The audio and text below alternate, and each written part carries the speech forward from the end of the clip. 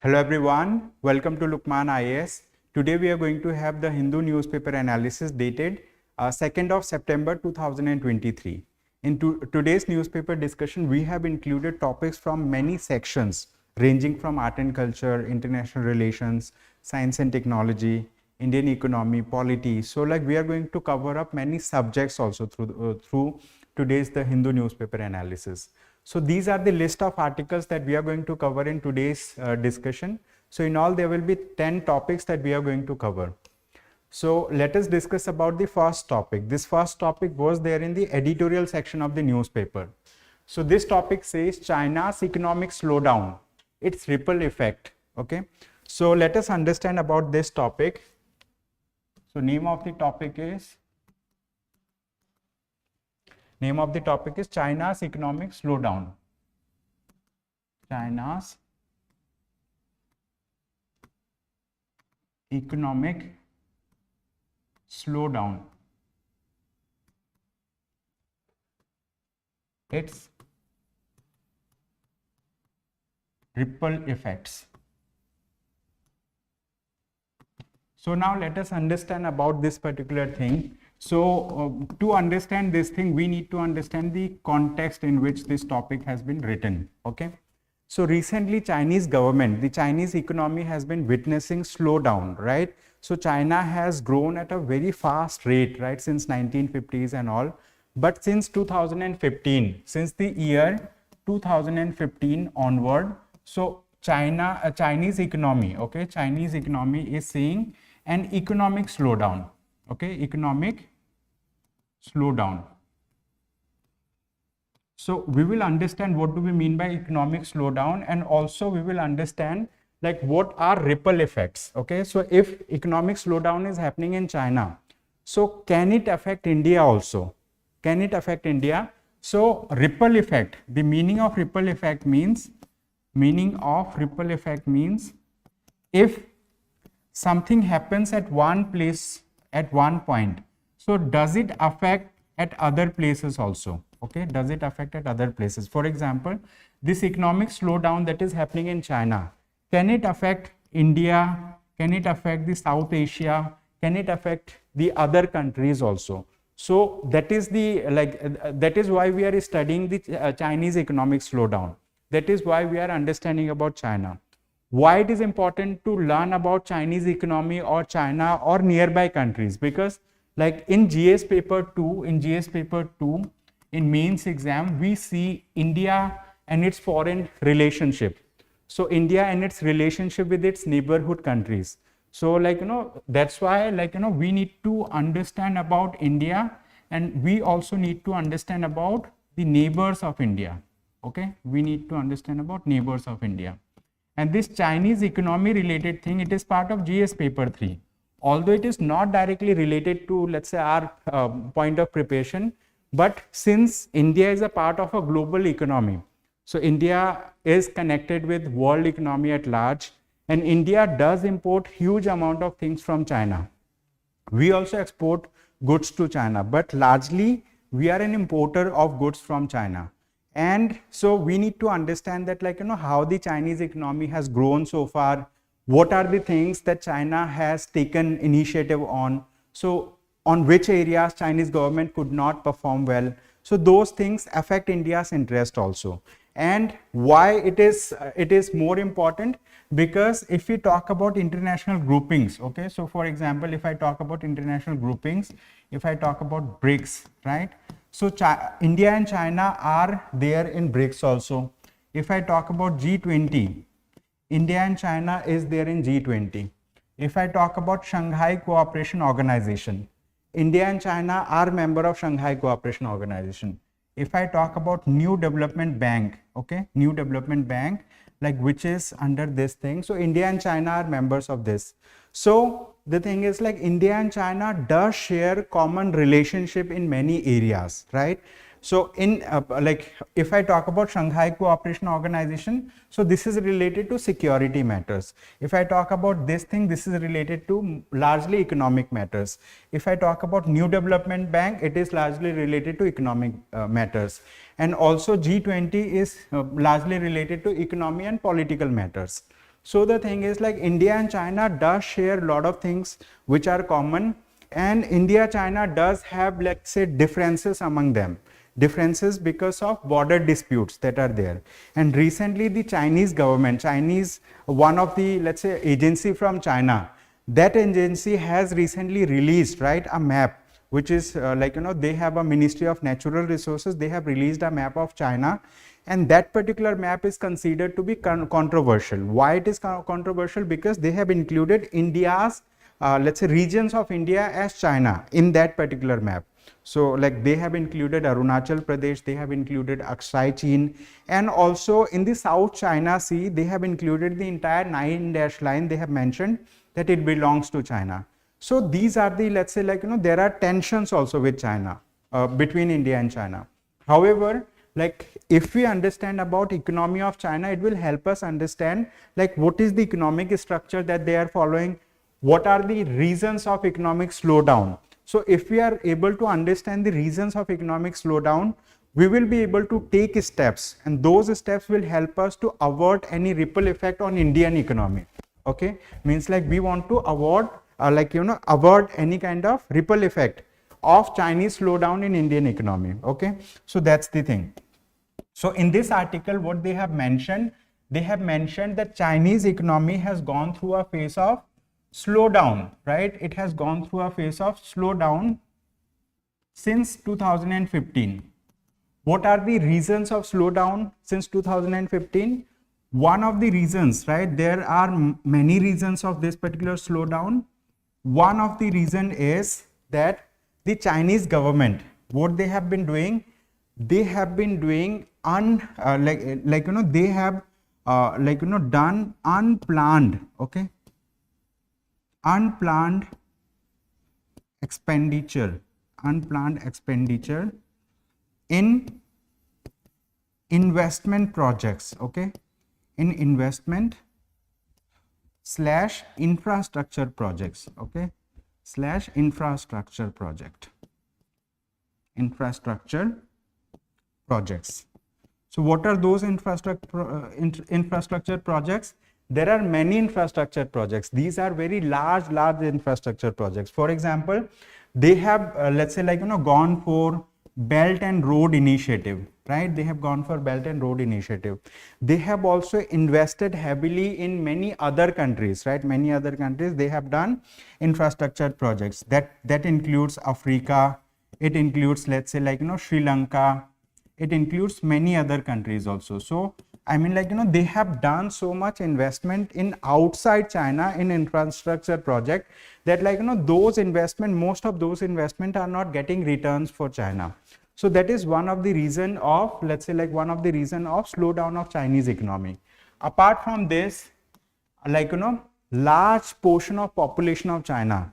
So around more than the population of China, they go for savings.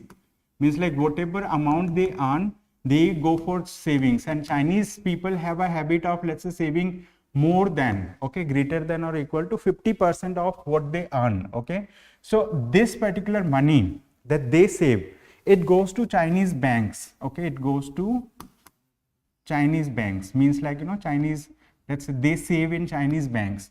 However, these banks lend, okay, these banks have a habit of lending money to many organizations. Especially they have been lending money for those companies that were working on infrastructure related things, okay, infrastructure related things in China. Okay, so these banks have lent money, and they have lent money to corporates. Okay, they have lent money to corporates, and these corporates or big companies, they have invested in infrastructure projects. And some of these infrastructure projects are building, large housing societies. Okay, so these housing societies, they have built huge amount of housing societies, and these infrastructure projects are again not getting return for China. That's another problem that they are facing, okay, inside the economy also. Third issue, there are many issues that the Chinese government is facing, okay. Third issue is, they say like, they have reached a situation of new normal, okay. They have reached a situation of new normal. So what do we mean by new normal? New normal means, they say that now China is the world's second largest economy, and they say that China is the world's largest developing country also. And during the 19th Party Congress, they said that the party will focus on quality of life and issues as part of growth strategy, okay.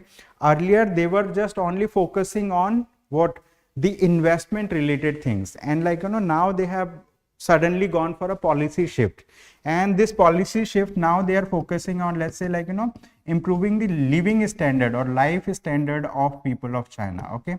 So the thing is bringing this new normal, although it has positive impact. New normal means the Chinese economy is the second largest economy of the world, and they say that China is the largest developing country of the world. It is also right. I mean the Chinese Premier Xi Jinping, so Chinese Premier, okay, so that person has mentioned that China has reached so much. However, the living standard of Chinese people is not at par with many small developing nations also, and the workers over there are not treated well in the companies that they are serving, that they are working, okay. So these are some of the issues. So in this new normal, basically they are focusing on this social social sector issues. Social sector means for those people who were earlier saving their money into the banks. Many people were saving their money into the banks, but these money, I mean they have just saved it into the bank for reaping future benefit. However, they did not have the social security. Now Chinese government is, let's say working towards building the social sector, so that they can go for social security related aspect, okay.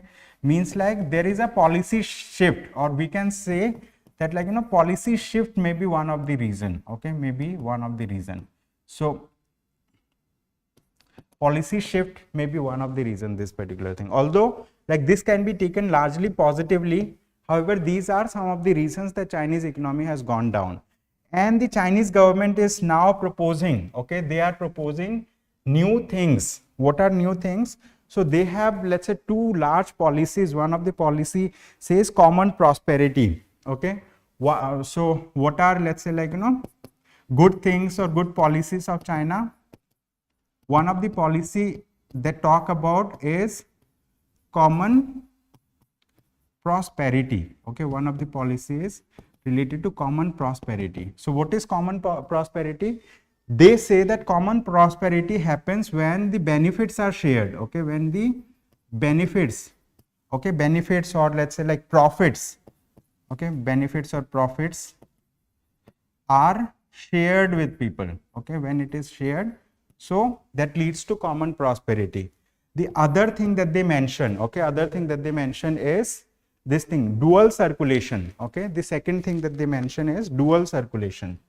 This is dual circulation. So what is this dual circulation? They say dual circulation is aimed at increasing the domestic consumption, okay. Dual circulation, this is aimed at, okay, dual circulation is aimed at increasing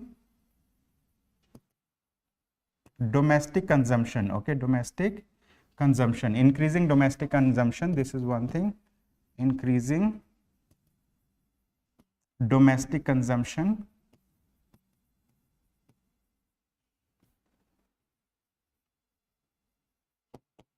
And second thing is, and competitiveness of the domestic market and cutting down provincial red tape, okay. So increasing domestic consumption plus working on competitiveness, okay, competitiveness of domestic, okay, of domestic, I'm just writing domestic market, okay, competitiveness of domestic market. And they want to reduce the red tapeism, okay, they want to reduce red tapeism. So what is red tapeism? Red tapeism means bureaucratic hurdles, when the bureaucrats do not pass on the file right? File, you know, so they ask for bribes and all. So this is associated with red tapeism. So these are the issues that they want to address. Okay, so they want to address these things. Okay, so this is the thing. So in this article, what they have finally mentioned, they have also mentioned some evergreenate crisis.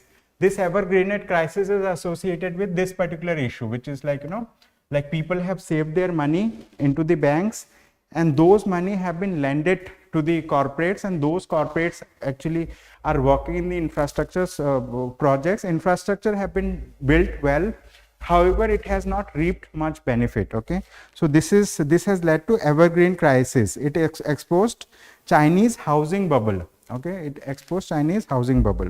So finally the author says that understanding the causes and magnitude of China's present day economic challenge is important. It is essential. Okay, it is essential for us to understand about Chinese economic crisis. It is essential to understand about the magnitude or the amount of crisis that they are facing. Okay, that will help India also to avoid any situation like this in future. Okay, so this is the thing. So with this, let us move to the next topic quickly. And before that, we have a question. This question is, it says, discuss the bilateral relation between India and China. How does the economic slowdown in China affect India and other nations? Okay, so this question has to be answered in 150 words. After writing an answer, you can share your answer with us at Jahidul at lukmaanias.com. Okay, so we are going to evaluate the answer once you share the answer with us after writing. So this is the thing. So with this, let us move to the other topic. What happened? Yes. So we have another topic. This topic says India's first solar observatory mission to be launched today. Okay. So basically, this newspaper came in the morning. However, the India's this particular mission, which is known as Aditya L1 mission, it has already been launched by Indian Space Research Organization today itself. Okay, so we are going to understand about this Aditya L1 mission. Okay, name of the topic is, I'm just writing this topic as Aditya L1 mission. Okay, I'm writing this as Aditya L1 mission because the name of the topic is mentioned, India's first solar observatory mission to be launched today. Okay, so what is solar observatory? Means it is Aditya L1 mission. So what is Aditya L1 mission? We have already discussed about it. In the Aditya L1 mission, what India plans to do, India basically plans to launch. Okay, so let's say like this is Earth. Okay, from Earth we are launching, right, a spacecraft. Okay, we are launching a spacecraft to this point, let's say to this point of the space, which is known as L1 point. And here at this point, right, once this particular object reaches here, this object will be, right, free from any gravity. Okay, so it will be free from gravitational effect of Earth and Moon. Okay, free from gravitational effect of Earth and Sun. Okay, Earth and Sun. So it will be free from that thing. So this is like L1 point. It is known as Lagrange point.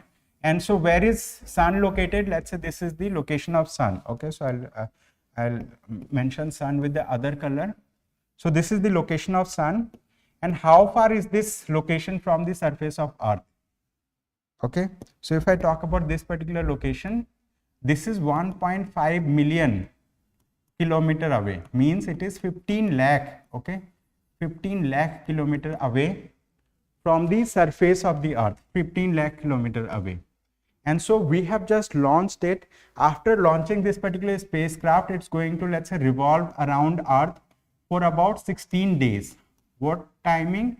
For about 16 days. And during these 16 days, we are going to do orbit raising maneuver.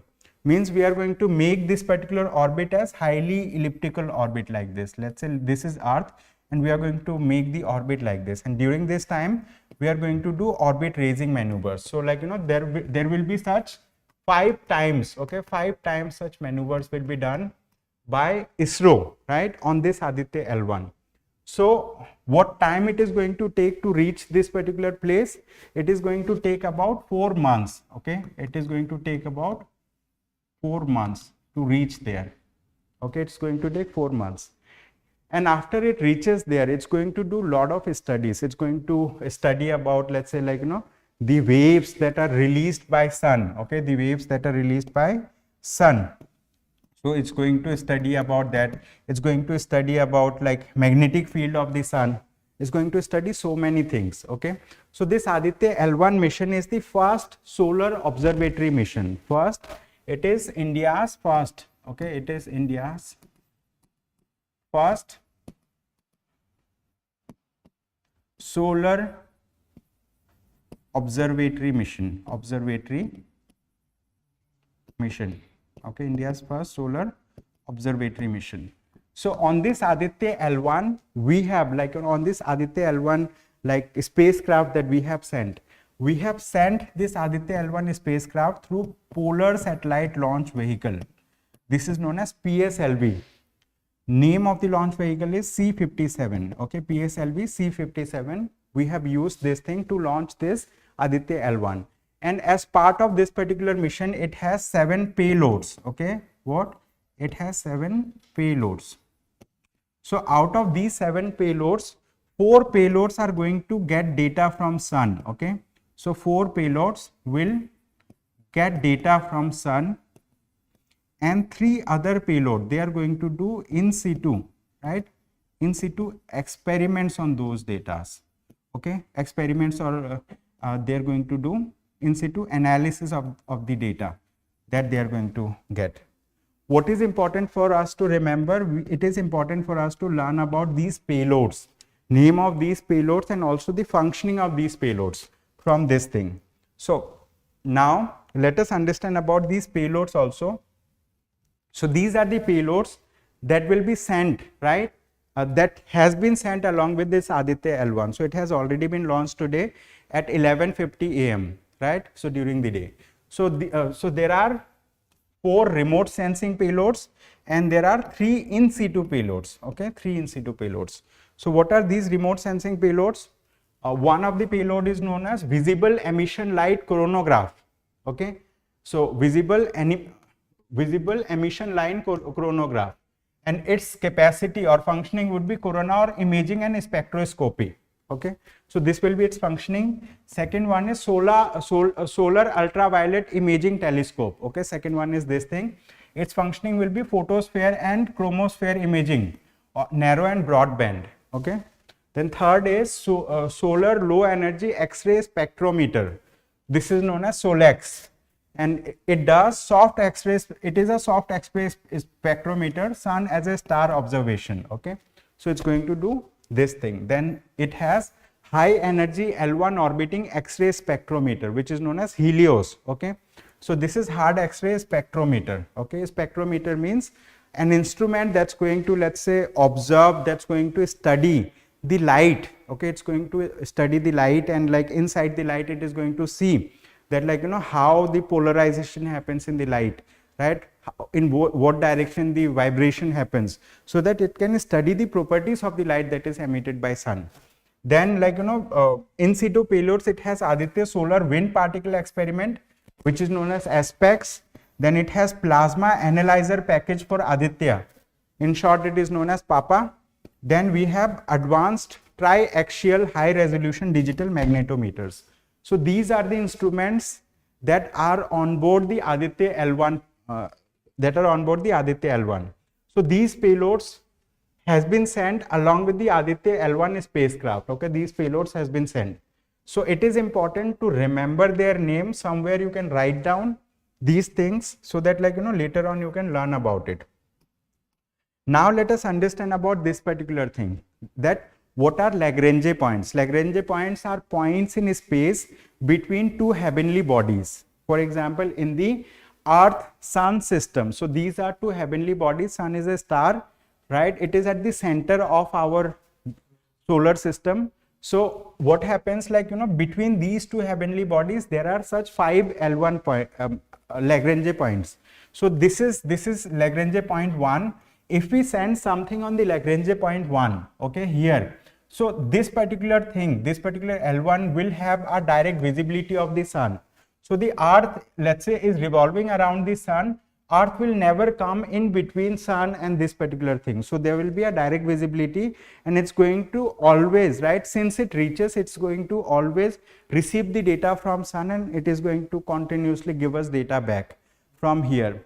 So this is going to be very beneficial, okay. So this is the thing, and so 5 L points are there. The second Lagrange point is L2, this will be located here. Third Lagrange point is known as L3, this will be located here. Then there will be a fourth Lagrange point L4, this is located here, and fifth Lagrange point L5, this will be located here. Okay, since we wanted to study the sun, so that's why we have placed it over here. And at what distance we have placed? 15 lakh kilometer we want to place. Okay, we want to place it at 15 lakh kilometer from here. And how far is it from the earth? From earth and sun, let's consider the distance is 100. So it is about at 1. So 99% it will be away from sun. Okay, just 1% distance from earth, like we are placing this thing, which is equivalent to 15 lakh kilometer. 99% it will be away from the sun.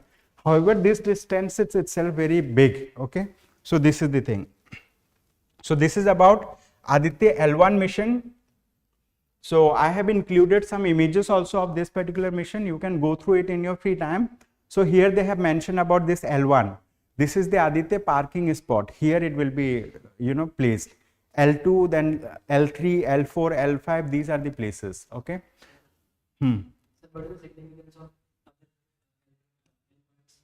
See, like if we place something at L2 point, from L2, right, we can study the outer space. If we just want to study the outer space, we will be placing the things here. And then there is a mission also. There is a mission of USA, like other countries. They want to place things on L4 and L5. Okay, they want to place things on L4, L5, so that it creates a triangle, and it's going to study the space. Okay, so these places, these L1, L2, L3, L4, here if you place any satellite, any spacecraft, it's not going to it's not going to see any kind of gravitational force from these two bodies. It will be able to stay stable in a state of equilibrium. Okay, so that's the importance. Why we have placed here? Because it will be having direct visibility to sun. From here, earth will come, moon will come in the way. So that's why we have not put it here. This L4 is very far away. L5 is very far away. They are lesser stable as compared to L1. So that's why we have not placed it there. So there are many scientific reasons of this, right? Then this article is related to European Agency to support Aditya L1. So European Space Agency, right? So they are supporting Aditya L1. They do have some ground-based antennas. So these antennas are located at different places on the surface of Earth, and those antennas, they are giving us access to it. Okay, so that these antennas can receive data from Aditya L1. So in this thing, the European Space Agency is helping India. So it says European Space Agency provides support from its 35-meter deep space antennas over Australia, Spain and Argentina. Okay, so they have deep space antennas that are located over here. These antennas receive data from outside. Earlier we used to have dish TV in our home. So those antennas used to, get us the signal. So similarly, these antennas, give them signals from the outer space, from let's say deep space, like that. So these antennas will be helpful. So that was an associated topic. Now this topic is again important. This topic says the many faces of Islamophobia. Okay, this topic says many faces of Islamophobia. So let us understand what is the concept of Islamophobia. So this topic is important.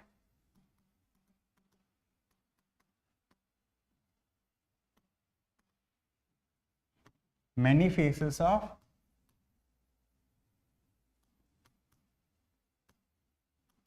Islamophobia. Okay, it says many faces of Islamophobia.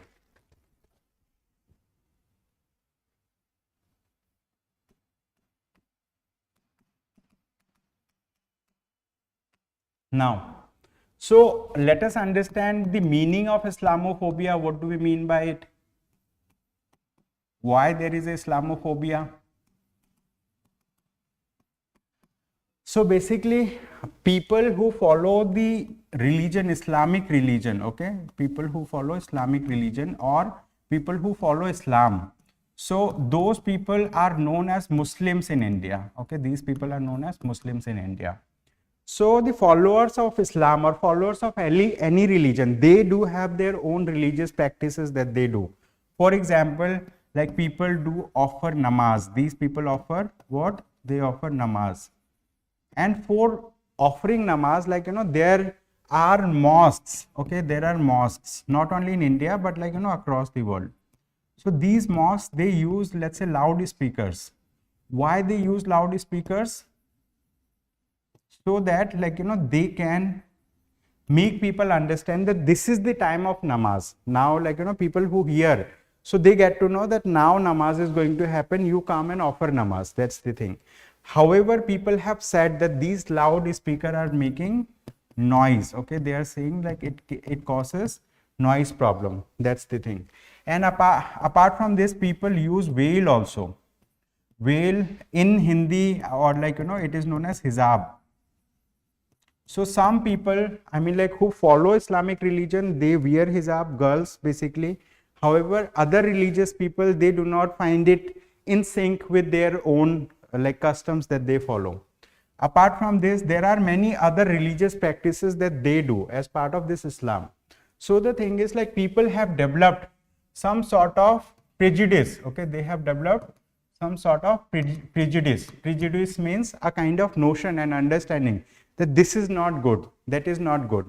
And because of this particular prejudice, so hatred has been developed. Okay, kind of hatred has been developed in this society.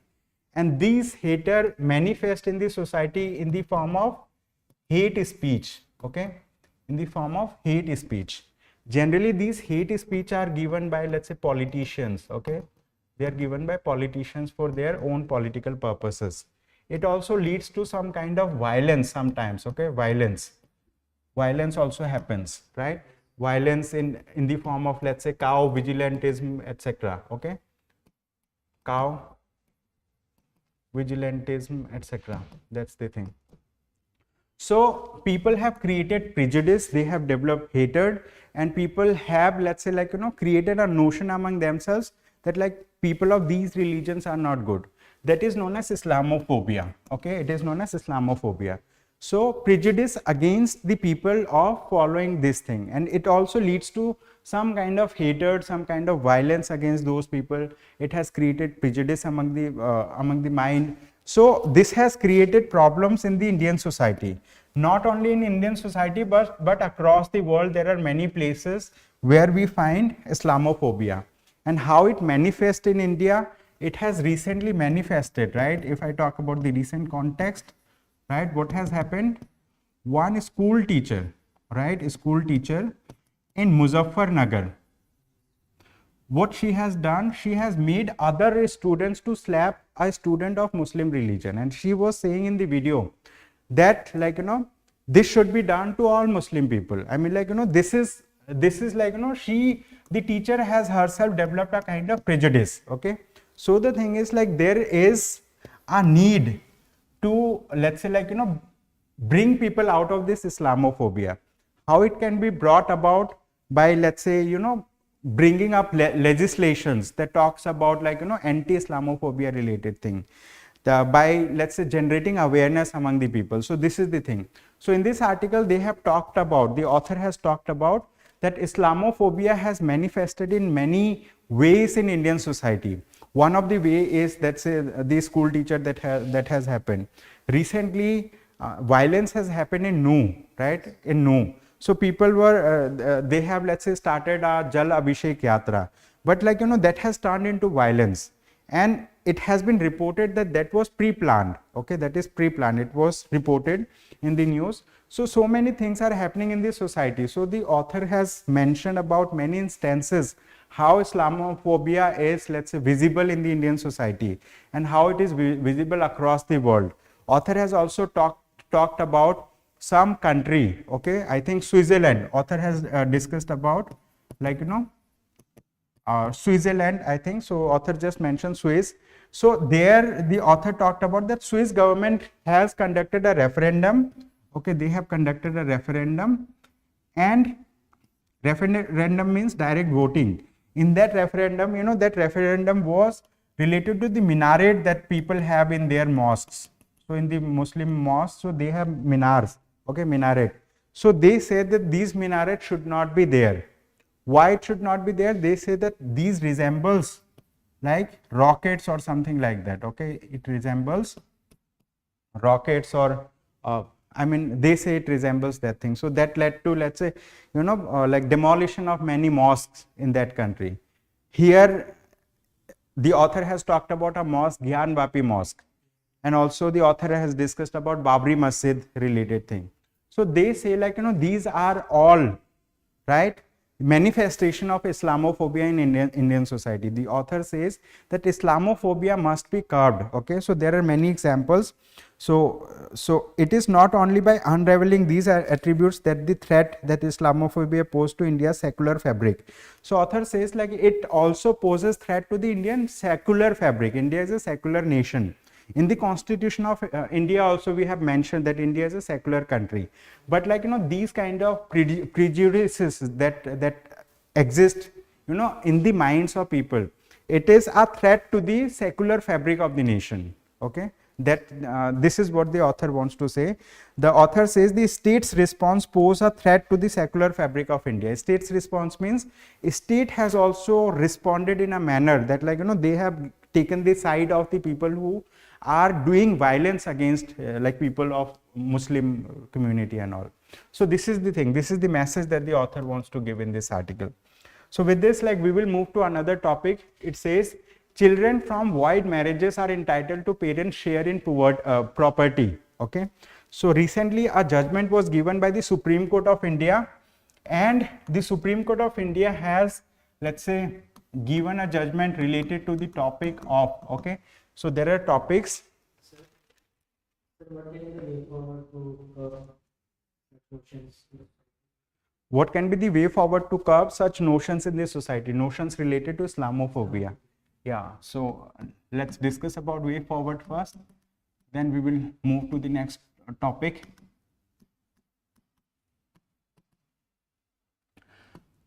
So laws can be brought about, or policies can be framed, right? Policies can be framed by the government, right? And these laws will be to tackle Islamophobia, okay? To tackle Islamophobia. So this will be Islamophobia.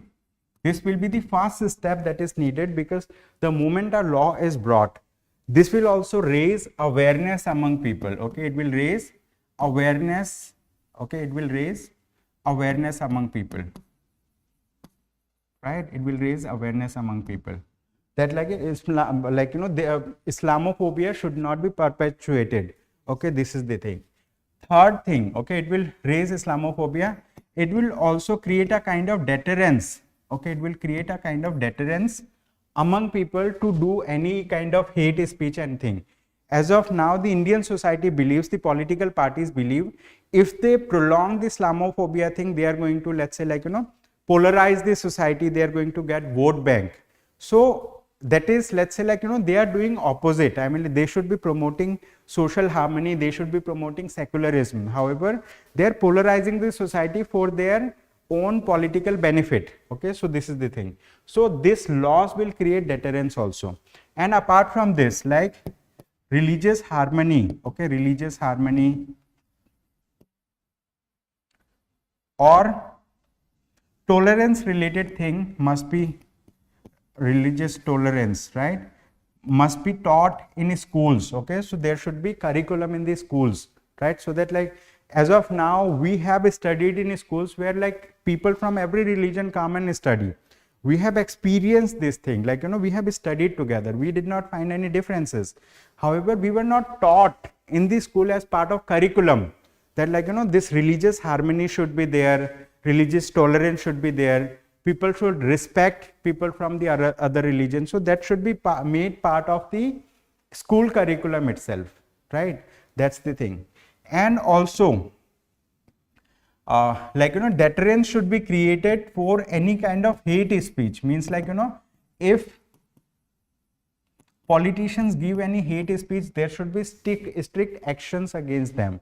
So that will also, let's say, curb this particular thing. So similarly, many such actions can be taken that will actually help the society to avert Islamophobia, to reduce Islamophobia. Okay, this is the thing. So let's now move to this particular topic. This is in this topic, the Supreme Court of India, right? In this topic, the Supreme Court of India has taken decision related to Mitakshara laws. Okay, Mitakshara laws. So what are Mitakshara laws? Basically, there are two kind of laws. One is known as Daya Bhaga. Okay, one is known as Daya Bhaga. Other is known as Mitakshara. So Daya Bhaga and Mitakshara, they are related to, okay, they are related to what? Inheritance of ancestral property. Okay, so these laws are related to inheritance. Okay, inheritance matter. Inheritance of ancestral property. Okay, ancestral property. So let's understand about these terms, Daya Bhaga and Mitakshara, quickly. Okay, Daya Bhaga and Mitakshara. So this is important. I'll be writing it again. So Supreme Court has taken a decision related to inheritance laws. Okay, inheritance laws. So what is Mitakshara? Mitakshara is a Hindu property law. Okay, Hindu family property law. And this law deals with inheritance matters. Okay, it deals with inheritance matters. There are two forms of these laws. One of the form is known as Daya Bhaga. Other is known as Mitakshara.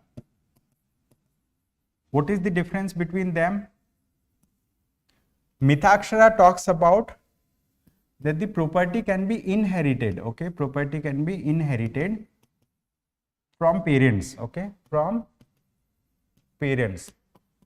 They can be inherited from parents. What it means? It simply means that, let's say, there are parents. Okay, the father, or let's say this father and mother. Okay, so father male and female. So it will create problem, male female. So I'm just writing this thing. They are the parents. They had children. Let's say they had 5 children. Okay, 5 children. Out of them, 3 are males. Okay, 3 are males and 2 are females. Okay, 2 are females. This Mitakshara says that the ancestral property will be inherited by the male member of the society. They will be inherited by the male members. And so priority is given to distribute this particular thing among the male members. Okay, so whatever property the parents had, it will be distributed among the children, and they will be these children will be known as co-parcenary. Okay, they will be known as co-parcenary. Okay, they will be known as co-parcenary. Right? In case of Daya Bhaga, what happens? Daya Bhaga brings another concept. It brings the notion of will. Okay, notion of will. Notion of will means these parents. Okay, these parents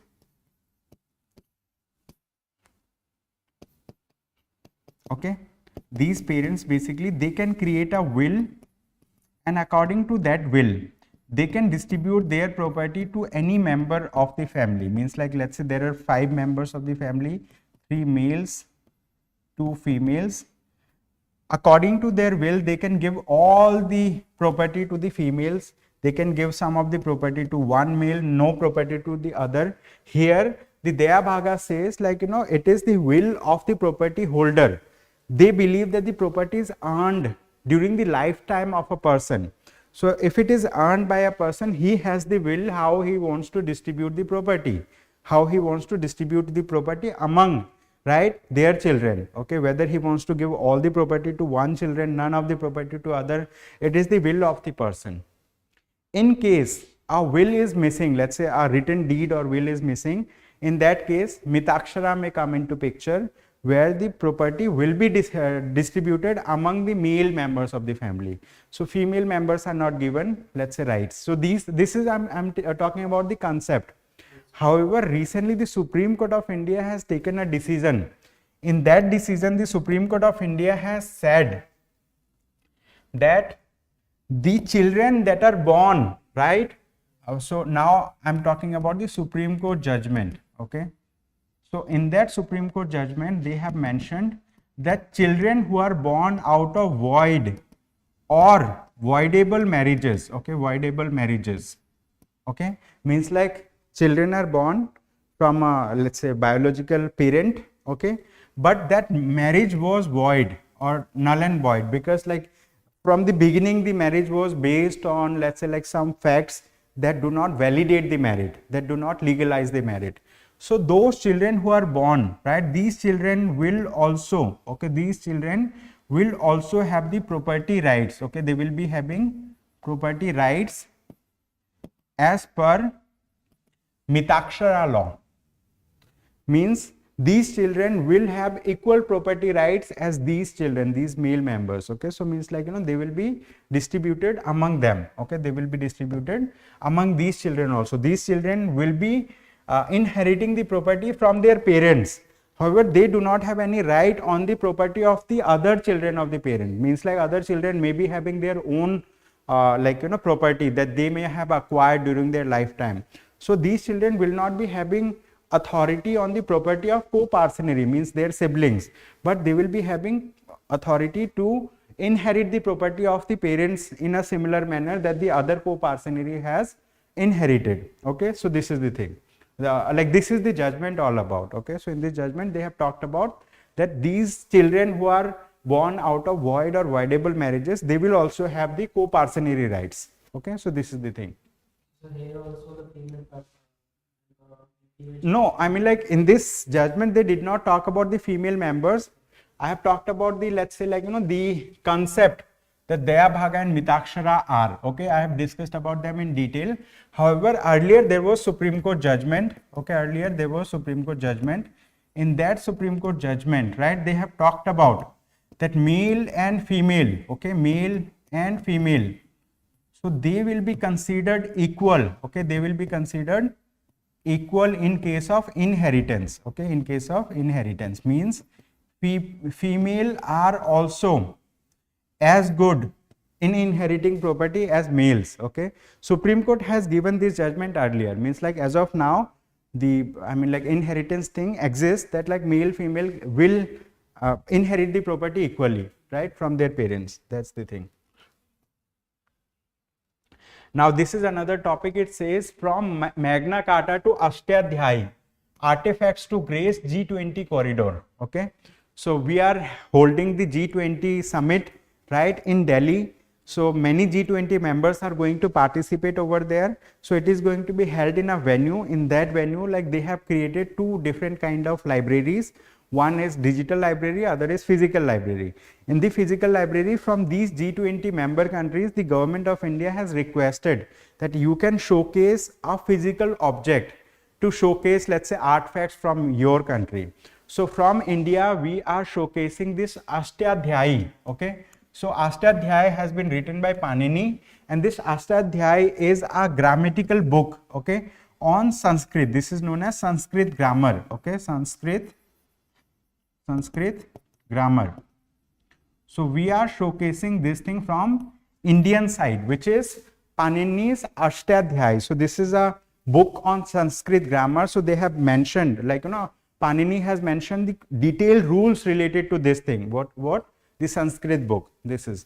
Okay, and if I talk about this, like other countries, like from United Kingdom, they are showcasing Magna Carta. Magna Carta was it is the rule book that gives, let's say, rights, equal rights to the citizens of United Kingdom, like that. From other countries also, like it is going to showcase other things. So this is important, that Panini's Ashtadhyayi is important. It is It is a treatise, it is a book based on Sanskrit grammar. Okay, so it is a more detailed book on Sanskrit grammar. So with this, like, we have another topic. This topic is important. It says 7 years on, mission to clean the Ganga remains a work in progress. So there is a mission which is known as National Mission for Clean Ganga. This National Mission for Clean Ganga has been, let's say, initiated by the government of India in the year of 2016, I think, right? So that year, like, they have said that we want to clean the Ganga river. But still, so far, they have created infrastructure that is capable of treating just 20% of the sewage that comes along with the river. And other things, so by 2024, 33% of this will be ready. And by 2026, 60% of this will be ready. And the central government says that rest of the infrastructure should be developed by the states through which the river Ganga flows, okay, by the states. So this is the update from this mission, okay. So let us understand about what is this Namami Gange mission, okay, what is this National Mission for Clean Ganga, okay, Namami Gange mission. So it is an integrated conservation mission approved by the as a flagship program by the Union government in 2014. So they have given a budget of 20,000 crore rupees, okay, 20,000 crore rupees. And main pillars of Namami Gange program is sewage treatment infrastructure, riverfront development, river surface cleaning, biodiversity, afforestation, public awareness, industrial effluent monitoring, and Ganga Gram. So these are main pillars of this Namami Gange program. Okay, so this sewage treatment infrastructure that they have developed under this mission is 20% as of now. Okay, so this article came from this particular pillar of the Namami Ganga mission. So if I talk about Ganga River is the longest river that flows in India. Inside India, this is river Ganga, like this is river Ganga. Okay, so let's understand something about this river Ganga also. Here in this article, we have included the map of river Ganga. So this is the Ganga river, dark blue color. Others are tributaries of river Ganga. Tributaries means these are those rivers that add water to the Ganga river. Okay, so those rivers that take away water from Ganga river, they are known as distributaries of Ganga. So these are tributaries of Ganga. So Yamuna is a tributary of Ganga. Chambal, Sindh, like this, you know, this Gomti is a tributary. Then we have Ghagra, Gandak, Kosi, Mahananda. So they are tributaries of river Ganga. Okay, so just included this so that like you could understand. So the main pillars that we have seen of Namami Gange program. So these are mentioned in this diagram also. Okay, watershed development, reuse, recharge and structures, then intensive afforestation, water conservation and rainwater harvesting. These are the things associated with Namami Gange mission. So let us quickly understand about a question related to this mission. It says the National Mission for Clean Ganga, NMCG, is responsible for implementation of the government's ambitious Namami Gange program. This is right. It was registered as a society. This, I mean, like, you know, National Mission for Clean Ganga, it was registered as a society in 2011 under Societies Registration Act of 1860. Both are correct. Okay, correct answer would be option C in this case. This is just, let's say, factual information from this mission. Okay, so this mission is important. So with this, we came to another topic. It says altering status quo, restoring popular rule in Jammu and Kashmir and its statehood ought to be a priority. So this topic is related to Article 370. Okay, abrogation of Article 370. Article 370 has been abrogated by the central government in 2019, and they have abrogated this particular article, right, by following certain steps. And this so they have followed certain steps, right, in doing this. And the Supreme Court of India is reviewing all these steps. Okay, so there are petitions, and Supreme Court of India is hearing this particular thing. After hearing, Supreme Court has taken this note that these steps that have been followed, these are, let's say, they did not meet the legal requirement of federalism of India. So that's why the Supreme Court of India has asked the central government that when are you going to restore the statehood back to Jammu and Kashmir? and the central government has recently responded that, like, we cannot give a time frame on this. However, we are thinking of to restore this particular thing. So that's why this article has been written. In this article, they have mentioned about what was the take of the let's say Chief Justice of India, Justice D.Y. Chandrachud. So the Supreme Court of India has heard this particular matter continuously for 14 days, and still hearing is going on. So we may get a verdict on this particular issue, which is, it is an ongoing issue. However, many aspects have been highlighted during these 14 days. And I have been covering all these steps one by one whenever it has come in the newspaper, right? So this article has been written in this thing. So the thing is, the state of Jammu and Kashmir has been bifurcated into two union territories. The Jammu and Kashmir with a legislative assembly and Ladakh without a legislative assembly. The central government is in favor of conducting, let's say, like, panchayat election, municipal election, even state legislative election in the union territory of Jammu and Kashmir. However, the central government is not ready to commit the date when they want to, restore the statehood in the Jammu and Kashmir. So with this, this is another topic. It says an unnecessary rebound. Okay, unnecessary rebound. So this topic is from Indian Economy. So it was there in page number 8, like editorial section. It says inflation, monsoon pose fresh risk even as residual stress lingers in economy. Okay. So like we have seen huge inflation in many, let's say, food items as well. The tomato prices has gone up. Potato prices was onion prices was about to go up. So the government of India has taken many steps related to this to address the issue of inflation. However, there is a wider inflation in other commodities also. That is a issue with Indian economy. Then monsoon, like yesterday we have discussed that August month has received, let's say, 36% lesser rainfall as compared to previous 100 years. So there, like, we have received least rainfall in the month of August. So because of this monsoon related effect also, that inflation has gone up in the economy, because there were lesser productivity of crop. Okay, so that has led to inflationary thing. So in this article they have discussed about that India's economy as measured by gross domestic product as well as gross value added, okay, grew 7.8% in first quarter of the year. Okay, so Indian economy has grown by 7.8% in the first quarter, okay, in the first quarter of this particular year. And this is the highest GDP uptick in 4 quarters, but slightly underwhelming relative to 8% growth estimated by Reserve Bank of India. So the RBI has earlier estimated that it will be 8% growth. However, it has gone down, so little down, 7.8%. So the Monetary Policy Committee is going to come up with its bi-monthly let's say data. So they may come up with this thing in October. So after then we will be able to assess this particular thing.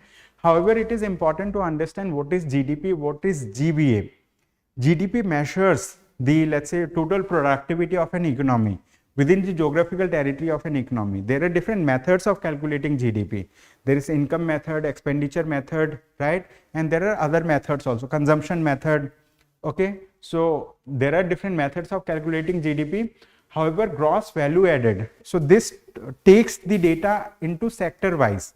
They talk about gross value added in services sector, gross value added in manufacturing sector, gross value added in, let's say, agricultural sector, like that. So they talk about gross value added. It talks about what value was added to the raw material in different stages. Okay, so this is a different analysis. However, in India we follow both the GDP as well as GVA. GVA gives a different picture, GDP gives a different picture. However, both of them helps us to understand how economy is progressing, how economy is functioning. So in this article they have talked about many these data. Okay, they have talked about these data. It is not very important for us to remember these data, how it happens, but we need to understand about overall trend in which the economy is growing, and we need to understand about the concepts like GDP and GVA. Okay, so this is all that is needed. Now this is another topic. It says buoyant collections will help GDP Council lower tax rates. Okay, so GST Council. Okay, so GST Council, as we know, is a constitutional body. So GST has been added in So it has been added in the constitution. So recently the GST Council collection has gone up. Earlier they were collecting about 1.5 lakh crore a month. Now it has gone to 1.6 lakh crore a month. And one of the minister has mentioned that, like, if like we are continuously going to get more collection, so like, the GST Council may take a decision to lower the tax rates, okay, to lower the tax rates. If I talk about overall, overall the average tax rates that GST Council has implemented is a little less than 12%, okay, it is little less than 12%, means for some goods there is no tax, for some goods there is 5% tax, for some 12%, for some 18%, for some 28%. However, the overall average rate is around 12%. If the tax collection happens more, so they may take a decision to lower the tax rate. So this is all is mentioned in this article, okay. So I mean, like, we just need to understand like in which direction things are going. So that's all for the day. Thank you so much everyone for attending today's session. I hope you have a good day ahead. Thank you.